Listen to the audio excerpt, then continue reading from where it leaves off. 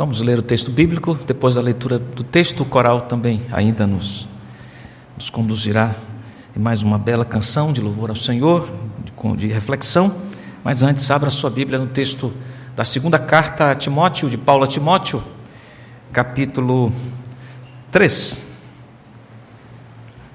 versículo 1. Sabe, porém, isto: nos últimos dias sobrevirão tempos difíceis, pois os homens serão egoístas, avarentos, jactanciosos, arrogantes, blasfemadores, desobedientes aos pais, ingratos, irreverentes, desafeiçoados, implacáveis, caluniadores, sem domínio de si, cruéis, inimigos do bem, traidores, atrevidos, enfatuados, mais amigos dos prazeres que amigos de Deus, tendo forma de piedade, negando-lhe, entretanto, o poder. Foge também destes, pois entre estes se encontram os que penetram sorrateiramente nas casas e conseguem cativar mulherinhas sobrecarregadas de pecados, conduzidas de várias paixões, que aprendem sempre e jamais podem chegar ao conhecimento da verdade. E do modo porque Janes e Jambres resistiram a Moisés, também estes resistem à verdade. São homens de todo, corrompidos na mente, réprobos quanto à fé. Eles, todavia, não irão avante, porque a sua insensatez será a todos evidente, como também aconteceu com a daqueles. Tu, porém, tens seguido de perto o meu ensino, procedimento, propósito, fé, longanimidade, amor, perseverança, as minhas perseguições e os meus sofrimentos, quais me aconteceram em Antioquia, Icônio e Listra. Que variadas perseguições tenho suportado. De todas, entretanto, me livrou o Senhor. Ora, todos quantos querem viver piedosamente em Cristo Jesus serão perseguidos, mas os homens perversos e impostores irão de mal a pior, enganando e sendo enganados. Tu, porém, permanece naquilo que aprendeste e de que foste inteirado, sabendo de quem o aprendeste, e que desde a infância sabes as sagradas letras que podem tornar-te sábio para a salvação pela fé em Cristo Jesus. Toda a Escritura é inspirada por Deus e útil para o ensino, para a repreensão, para a correção, para a educação na justiça, a fim de que o homem de Deus seja perfeito e perfeitamente habilitado para toda boa obra. Amém. Todos os dias somos chocados com atos de terrível perversidade moral, física. Alguns dias atrás, mais uma vez, surpreendidos, fomos com o assassinato de uma família inteira por uma integrante da própria família. Outro dia, alguém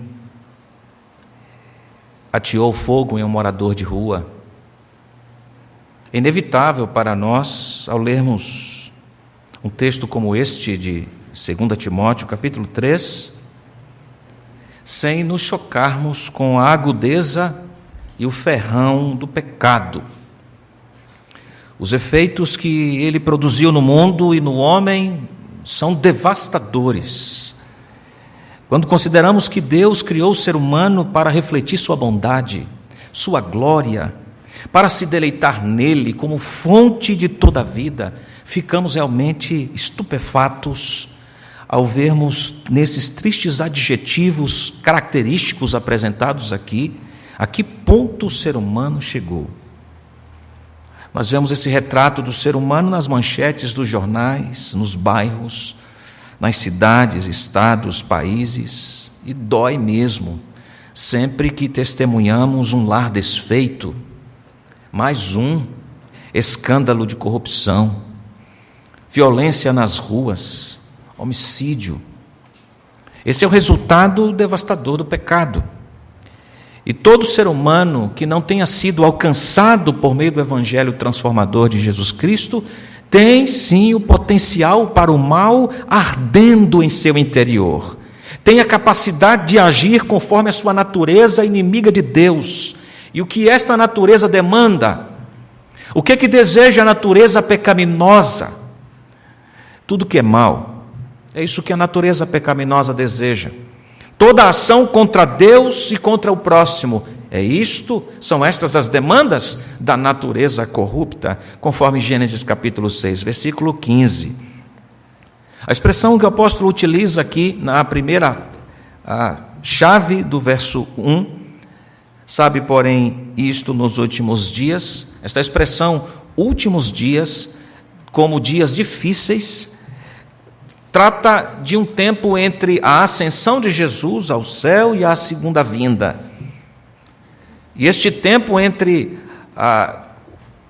o momento em que Jesus foi assunto ao céu, subiu ao céu e prometeu voltar, nesse interregno, os dias serão difíceis. Esse período é chamado, em grande parte da Escritura no Novo Testamento, de últimos dias. Últimos dias, então, perfazendo esse período entre a primeira e a segunda vinda do Senhor Jesus. E as características desses dias são aqui lembradas e pontuadas pelo apóstolo Paulo.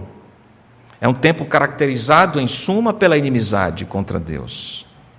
E abra um parêntese aqui para refrescarmos a nossa memória com respeito à esperança nesse deserto de inimizade contra Deus. Mesmo sendo dias tão complexos como apresentados aqui, e, de certo modo, nos nossos recortes, na nossa curta vida aqui, já somos chocados com essa influência terrível, ainda assim, nesse deserto de perversidade, nós encontramos algum oásis em que Deus nos dá lenitivos, refrigérios, mesmo nesse mar de horrores produzido pelo ser humano. Pense comigo agora um pouco naquilo que refreia a impiedade, o ímpeto potencializado do pecado no ser humano. O que refreia? É a graça de Deus, que nos permite andar pelas ruas, conversar com as pessoas, nos relacionar com elas, mesmo quando elas não apresentam amor e temor a Deus.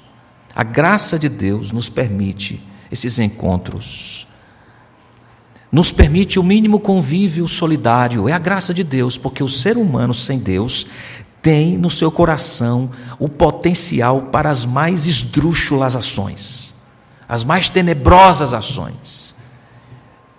Mas nesse tempo, nesse período chamado de últimos dias, caracterizado por tantas dificuldades, Deus ainda, por sua bondade e graça, inibe a expressão última, potencial dessa maldade do coração humano.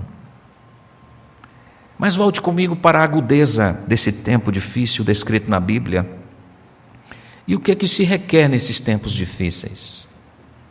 Qual é a chamada para nós nessa noite, a fim de nos posicionarmos nesses dias difíceis? Tempos difíceis exigem ações bíblicas. A primeira delas está aí nos 9 primeiros versículos. Eu a sintetizo como primeira resposta bíblica: fuja das más influências. Observe o texto: sabe, porém, isto, nos últimos dias sobrevirão tempos difíceis, pois os homens serão. E aqui tem a ver com ser, tem a ver com caráter, não tem a ver simplesmente com comportamento, tem a ver com a disposição interior que forma, que revela o ser. Serão egoístas, avarentos, jactanciosos, arrogantes, blasfemadores, desobedientes aos pais, ingratos, irreverentes, desafeiçoados, implacáveis, caluniadores, sem domínio de si, cruéis, inimigos do bem, traidores, atrevidos, infatuados, mais amigos dos prazeres que amigos de Deus. Eu vi uma história do reverendo João Marcos, me contou essa história, de um irmão no Rio de Janeiro que se apiedou de alguns adolescentes que estavam marginalizados no centro da cidade, pareciam famintos, estavam muito sujos, e ele se prontificou a dar comida para aqueles adolescentes, foi à loja, comprou roupas para eles, pelo menos básicas, camisetas, e todo dia passava ali, dava algum tipo de assistência àqueles meninos, àqueles adolescentes, e achou que precisava fazer algo mais, então abriu a porta de sua casa, e aqueles meninos então tinham acesso à sua casa, e um dia saíram para andar de bicicleta. Ele quis dar um dia feliz aos meninos, uma diversão, subiu a serra, e ali parou num penhasco, numa pedra, para observar a beleza da criação. E quando ele estava de costas para os meninos, de frente à pedreira, ao penhasco, um dos garotos o empurrou e ele caiu do penhasco. Procuraram esse rapaz muito tempo, só encontraram a bicicleta dele no meio do mato depois de muitos anos, muitos dias. E finalmente um dos adolescentes procurou a polícia para confessar que ele havia empurrado o rapaz. Perguntaram para o menino, para o garoto, por que ele havia feito aquilo. Ele disse: me deu vontade. Me deu vontade. Aquele moço amante de Jesus, amigo de Jesus, queria mostrar o amor de Cristo àqueles garotos. E o feedback foi esta horrorosa expressão de traição, de maldade absoluta. Alguém se propõe a fazer o bem e recebe o mal. O apóstolo Paulo está muito consciente desse ser humano, porque ele também se enxergava assim antes de ser alcançado pela graça. Ele também foi algoz, ele também foi um ameaçador da igreja, dos crentes. Então ele conhecia, sem dúvida alguma, esse ímpeto para a maldade. E agora ele escreve para Timóteo, aquele jovem pastor, a fim de orientá-lo na expectativa da chegada de Jesus, porque eu acredito que Paulo também esperava que a volta de Jesus se desse no seu tempo, como nós esperamos no nosso tempo, e assim é todo crente em todas as gerações, espera a restauração, a planificação de todas as coisas. Essa esperança nutre o nosso coração, até a volta, a concretização, a consumação de tudo, como nós devemos viver. Então Paulo, cuidando de Timóteo, sabendo da natureza dos homens dos últimos dias, escreve, e a primeira recomendação dele nesse tempo de perturbação tem relação com fuja das más influências. Nós sabemos, ao estudar a carta de Éfeso, igreja pastoreada por Timóteo, que havia falsos mestres na igreja, pelo menos tentando entrar na igreja de Éfeso. E esses falsos mestres espalhavam-se rapidamente em outras cidades. Timóteo tinha a tarefa de municiar a igreja, de preparar a igreja para enfrentar estes falsos mestres. Provavelmente o apóstolo se referia em primeira mão àqueles que são descritos aqui até o versículo 9 como os falsos mestres. É muito possível que ele estivesse recortando os falsos mestres e apontando essas características próprias deles, porque assim eles agiam.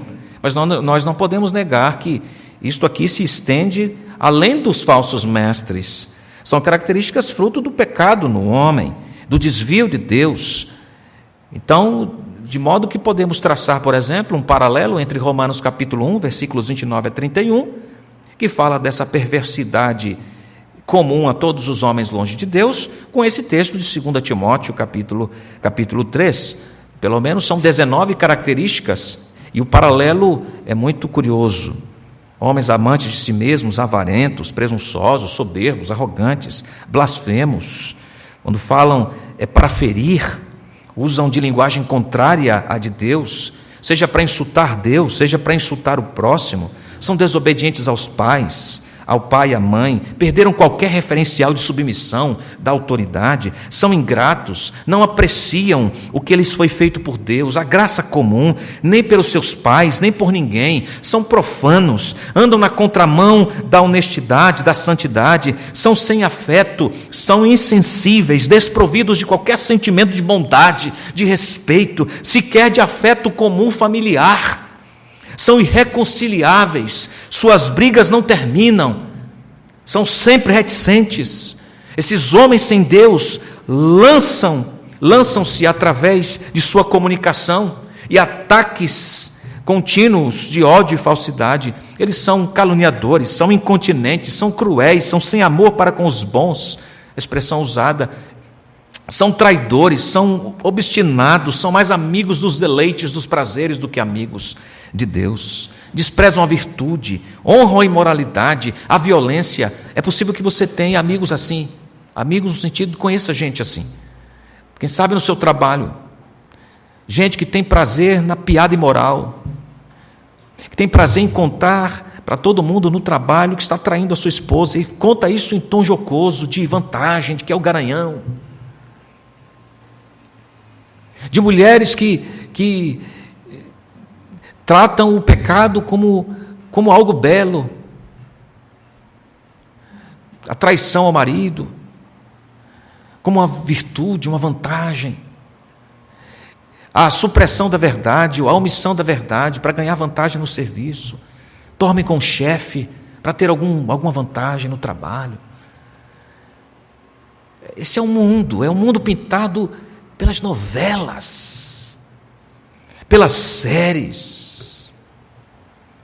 É o mundo como ele é.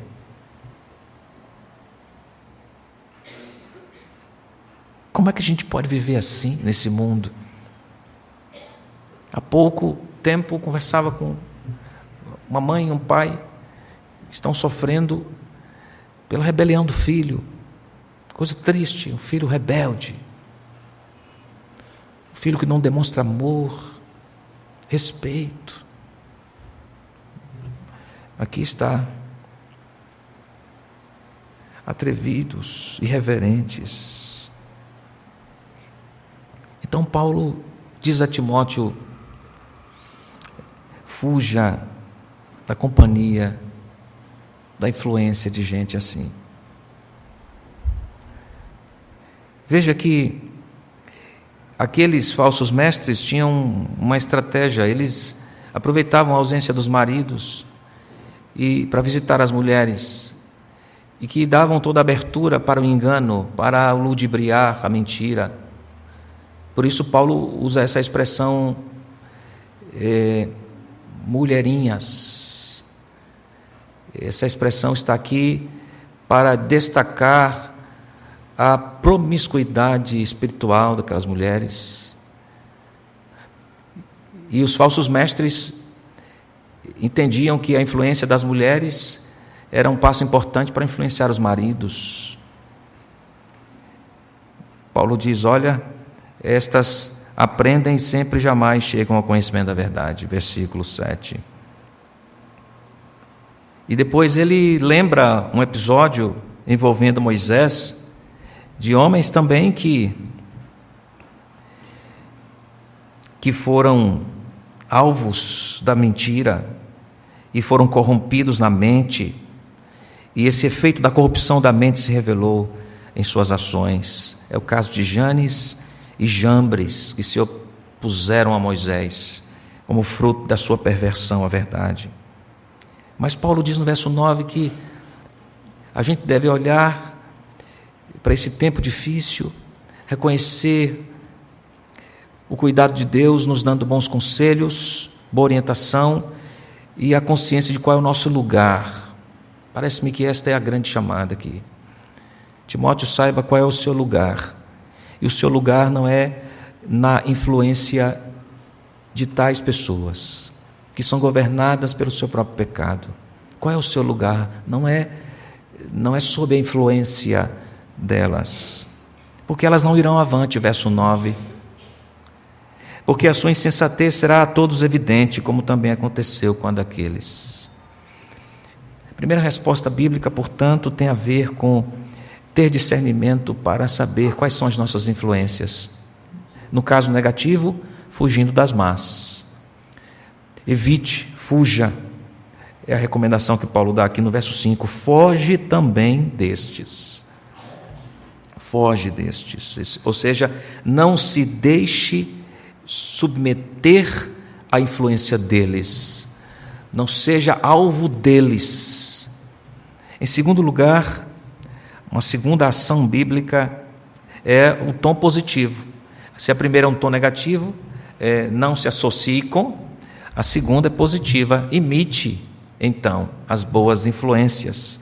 Aí os versículos seguintes, versículo 10 em diante. Tu, porém, tens seguido de perto meu ensino, procedimento, meu propósito, minha fé, minha longanimidade, meu amor, minha perseverança, as minhas perseguições e os meus sofrimentos, quais me aconteceram em Antioquia, Icônio e Listra, que variadas perseguições tenho suportado, de todas, entretanto, me livrou o Senhor. E aí, verso 12, esta implicação evidente de quem ama Jesus vai sempre ser alvo de respostas do mundo, nesse caso, de perseguição.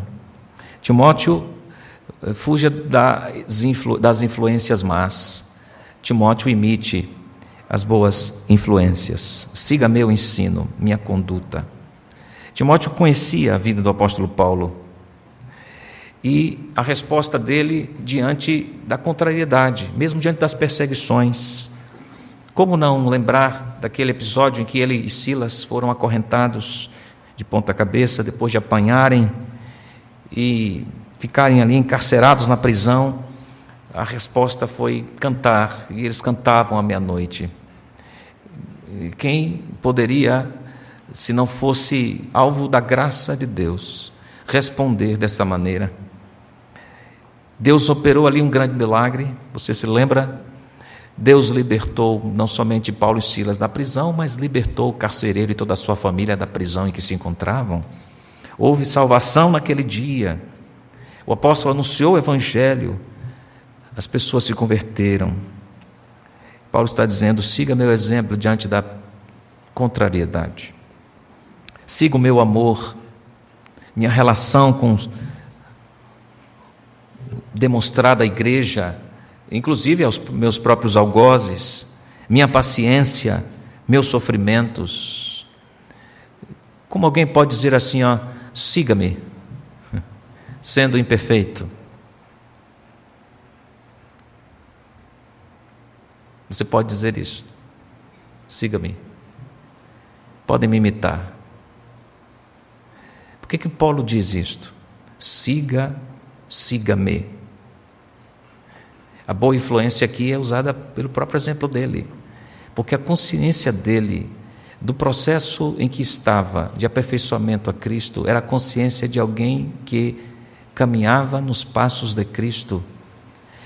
E a caminhada nos passos de Cristo lhe autorizava a dizer: venha comigo, porque eu estou no caminho do processo de semelhança a Cristo.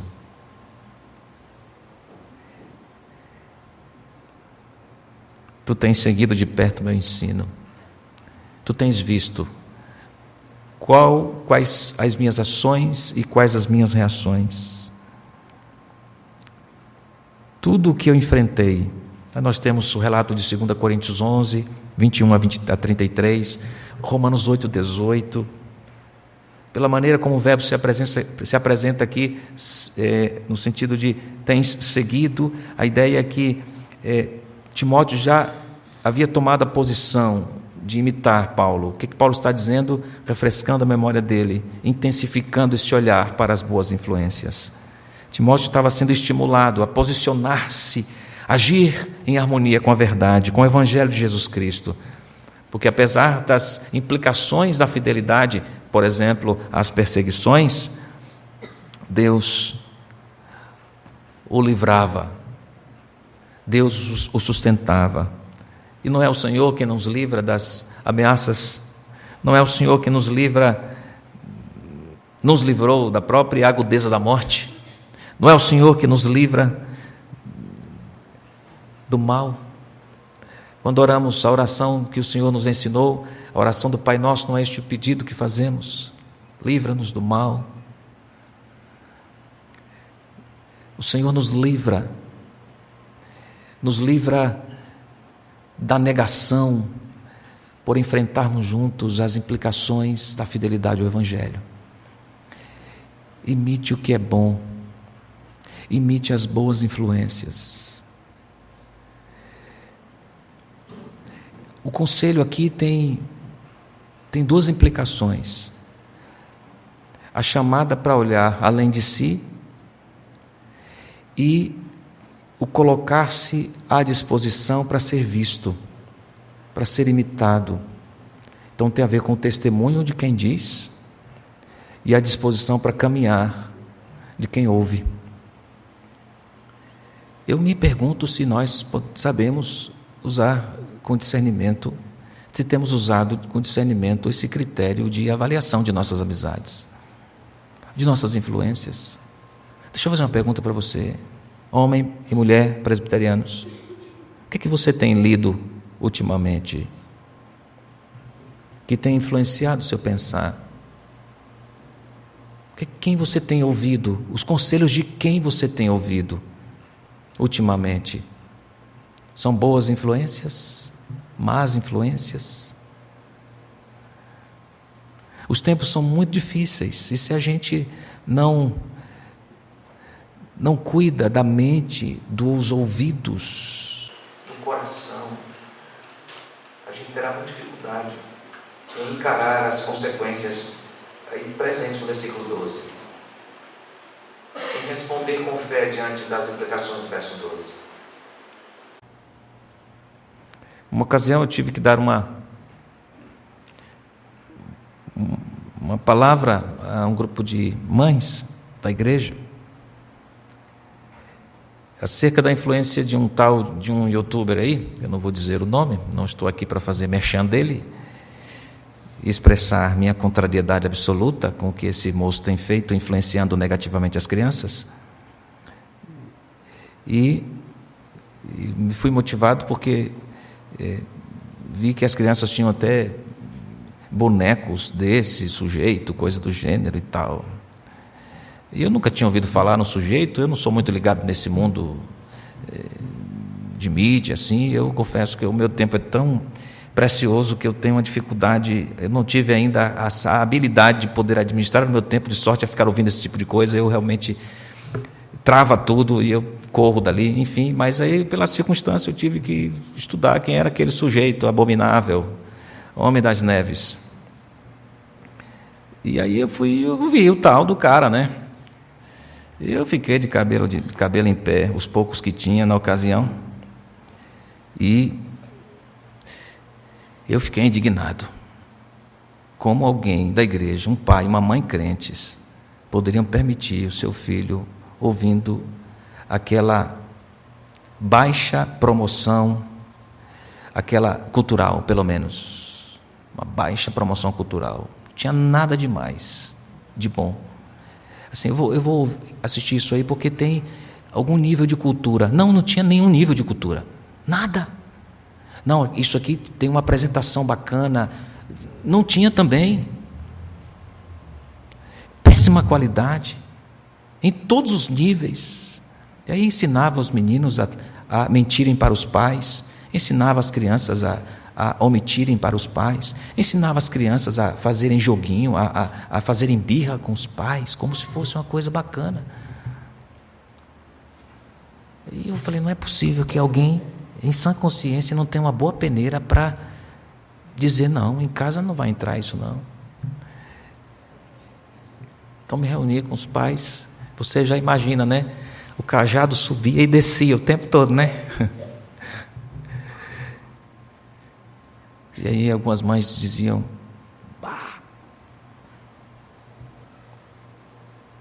como é que eu deixei escapar isso? Nós não vivemos no mundo fácil que vai cumprir suas promessas para nós. Não exponham seus filhos a essas más influências.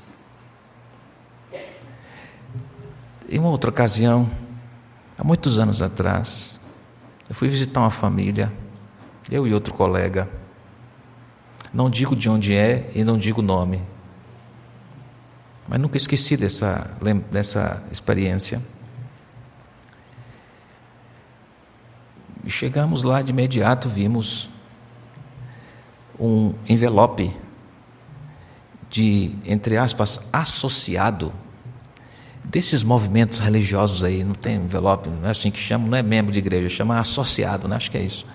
Aí vimos em cima da estante o envelope associado, e tinha algumas revistinhas do homem, enfim, associado. Aí eu vi que aquela pessoa contribuía mensalmente lá, e era membro de uma igreja. Aí descobri que ela não era nem dizimista da igreja, mas era associada a um tipo de movimento que é contrário ao que cremos. Fuja das más influências. Tenha um mínimo de sensatez para comparar o que é dito com a Escritura e dizer: não, isto não corresponde. E associe-se com as boas influências. O que é boa influência aqui? É a união do que se confessa verdade e do que se vive. Paulo está dizendo: você tem visto na minha vida o Evangelho encarnado. Siga o meu procedimento.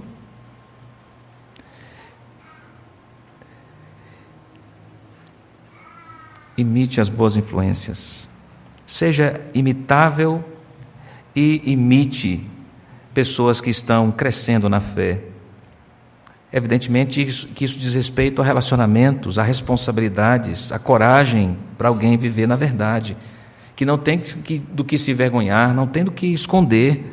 Nós também somos chamados para esse nível, para sermos imitáveis. Ah, pastor, mas a minha vida é cheia de falhas, de lacunas. Então busque no caminho da graça a correção dessas lacunas e se empape da graça de Deus que transforma o coração.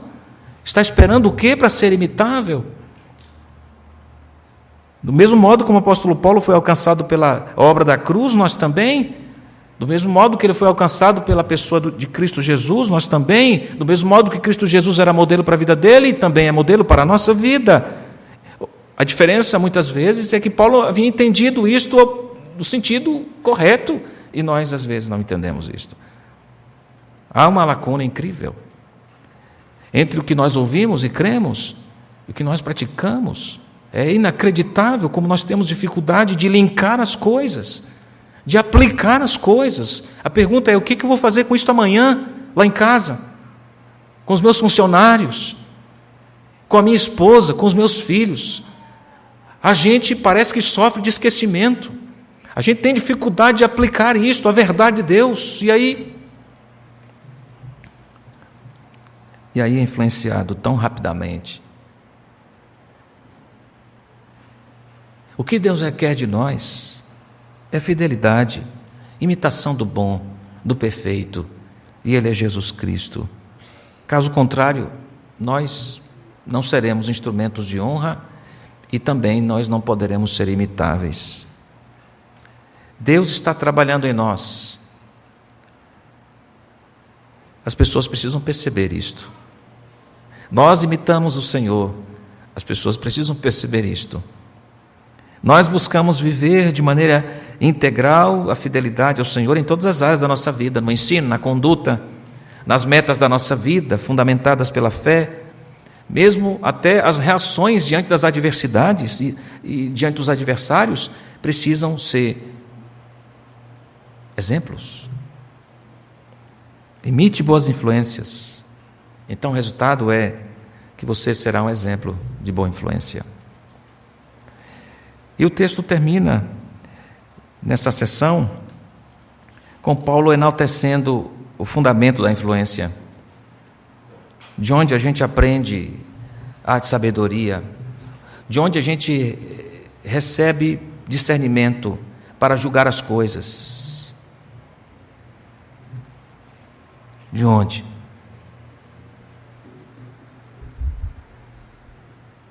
Hoje é que dia? Domingo, não é? Domingo, hoje é domingo. Hoje é dia de quê para você? Dia de quê? Dia do Senhor? Dia do Senhor. O que isso significa? O que isso significa?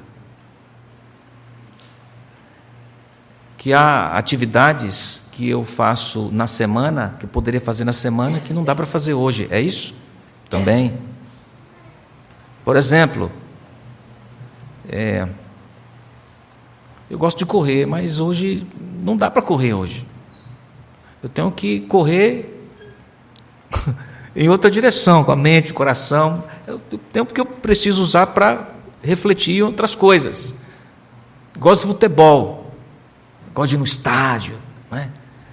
Faz tempo que eu não faço isso. Enfim.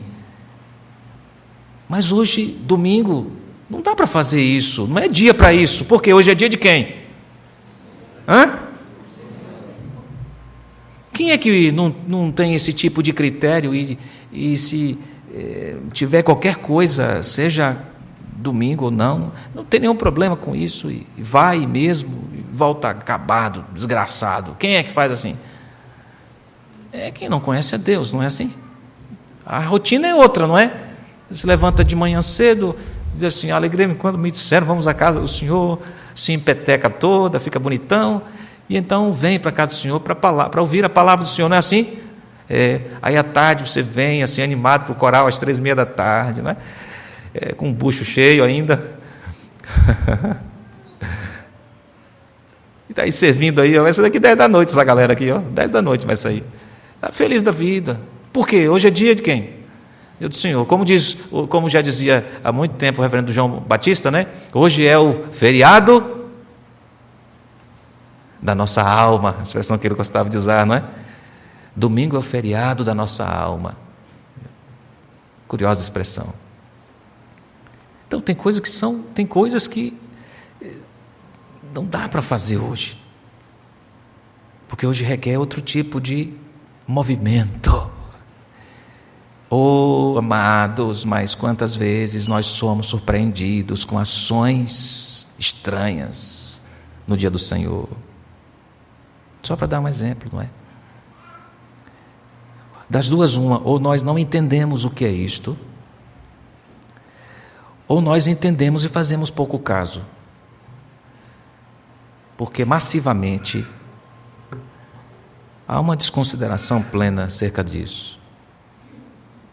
Então, se você ama Cristo, ama o Senhor,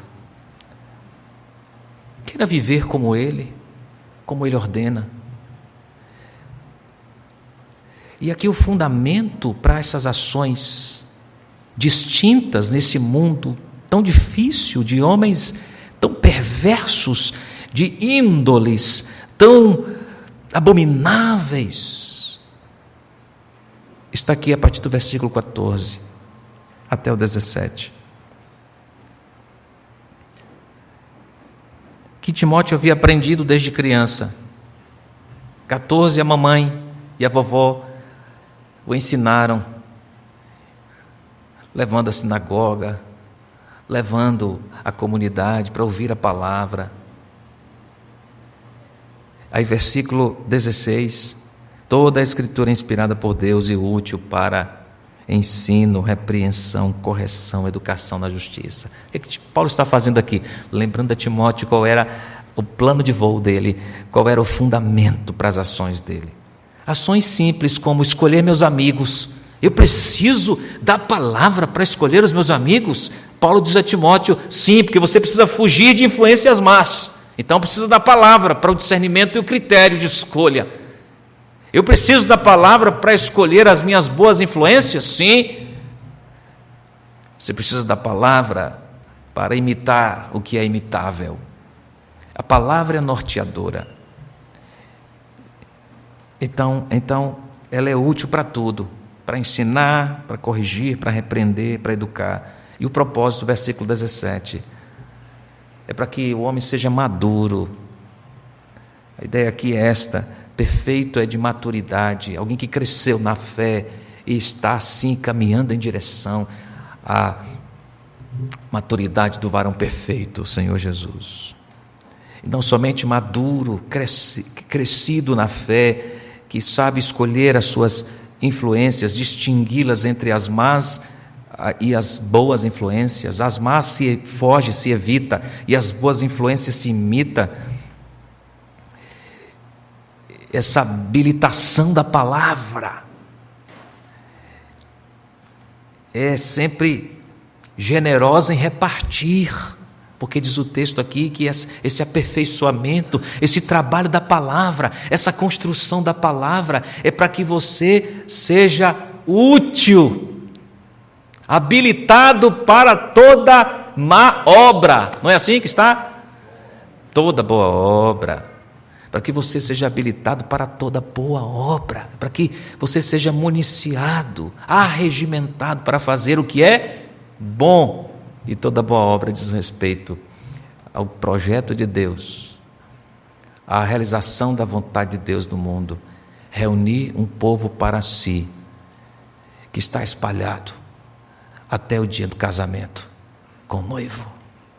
Toda boa obra diz respeito a isto: amar a Deus, amar o próximo, revelando que nós fomos alcançados pela graça e feitos imitadores de Cristo e, portanto, imitáveis. Que grande desafio para nós. Então eu quero desafiar você essa semana para que você peça a Deus para examinar sua vida, faça uma retrospectiva da sua vida, acerca dos seus critérios, do que você ouve em casa, do que você lê, do que você absorve, dos seus pensamentos, das suas conclusões, acerca das coisas da vida. Qual é o critério que você usa? Quem é a régua que diz: olha, isto aí não está correto? Averigue sua biblioteca, sua playlist, e verifique se você tem aberto o coração para boas ou más influências. Em segundo lugar, peça a Deus para que Ele lhe dê a visão certa do serviço, do cuidado, de ser bênção para alguém. Eu estou na igreja há tanto tempo. Será que as pessoas podem me imitar na maneira como eu me conduzo dentro e fora da igreja? Sou imitável porque estou imitando a fonte, Jesus Cristo. Então você vai fazer uma revisão essa semana da vida, e domingo a gente vai se encontrar aqui. Você vai me procurar aí pelos corredores da igreja, e eu queria ouvir suas histórias. Eu queria ouvir as histórias de vocês acerca desse aspecto de estarmos prontos para isto, mesmo sendo pecadores, imperfeitos, mas há correções que precisam acontecer em nossa vida, o modo de ver as coisas. Deus precisa mudar isso em nós. O que é que está errado? Peça isso para Deus. Enquanto isto, nós vamos fazer uma oração agora, suplicando a Deus que Ele seja este norte que tanto precisamos no dia a dia. Uma canção que aprendemos hoje de manhã, nós vamos cantá-la agora. Eu não sei se você deu conta, e a letra é uma oração, mas é uma oração de uma entrega inteira. Ser minha visão. Nós vamos cantar esse hino agora. Faça desse hino sua oração, suplique a Deus graça. Você que nos visita nessa noite e de fato está assombrado com esses dias de insegurança, de dias tenebrosos, eu quero te dizer nessa noite que só tem um porto seguro para se refugiar, e é o Senhor. Só tem um lugar seguro de verdade, esse lugar é o Senhor. Então, se você busca segurança, tranquilidade, refúgio, não há outro lugar senão o Senhor Jesus. Corra para Ele, fale com Ele, para a sua glória, entregue-se a Ele.